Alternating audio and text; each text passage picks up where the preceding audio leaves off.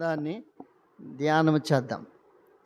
ఎందుకంటే వాళ్ళు లైవ్లో ఉన్నారు కాబట్టి దేవుని యొక్క మాటలు మరలా చదువుతున్నాను. రండి నాతో కలిసి దేవుని యొక్క వాక్యం దగ్గరికై. రూతు గ్రంథము, దేవుని యొక్క మాటలు, ఎంతోమంది మాటలు చూస్తూ ఉన్నారు. ఈ రాత్రికాల సమయంలో మన ప్రార్థన కొరకై రూతు గ్రంథాన్ని ఎంచుకుందాం. రూతు గ్రంథములో 84 వచనాలు కలిగిన గ్రంథం ఇది. రూతు గ్రంథము 84 వచనాలు, 4 అధ్యాయాలు ఉన్నాయి. 4 అధ్యాయాలు, 84 వచనాలు కలిగిన గ్రంథం రూతు గ్రంథము. రూతు గ్రంథములో ఎలిమెలెక్ అనే ఒక ఆయన కనబడతాడు. అతని భార్య నయోమి. అతనికి 2 పిల్లలు ఉన్నారు, మహులోను, కిలియోను అనే 2. వీళ్ళ సొంతూరు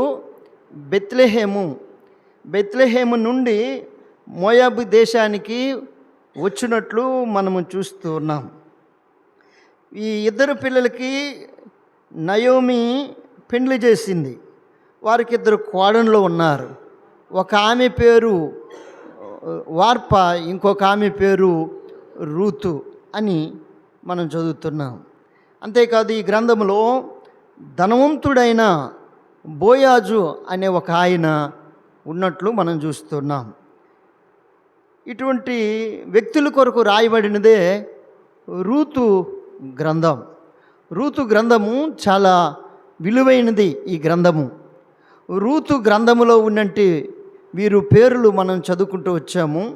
రూతు గ్రంథములో 4 అధ్యాయాలు ఉన్నాయని చదివాం. ఎన్ని అధ్యాయాలు ఉన్నాయి? 4 అధ్యాయాలు. మొదటి అధ్యాయము రూతు గ్రంథంలో ఉన్న మొదటి అధ్యాయము మోయాబు దేశాన్ని విడిచిపెట్టొచ్చిన రుతు. మొదటి అధ్యాయము ఏం చెప్తుందంటే, మోయాబు దేశమును విడిచిపెట్టొచ్చిన రుతు మొదటి అధ్యాయం. 2వ అధ్యాయము బోయాజు యొక్క పొలములోనికి వచ్చిన రుతు. 2వ అధ్యాయము బోయాజు యొక్క పొలములోనికి వచ్చిన రుతు, 2వ అధ్యాయం. 3వ అధ్యాయము బోయాజు యొక్క కళ్ళమ దగ్గరకు వచ్చిన రుతు. బోయాజు కళ్ళమ దగ్గరకు వచ్చిన రుతు, 3వ అధ్యాయం. 4వ అధ్యాయము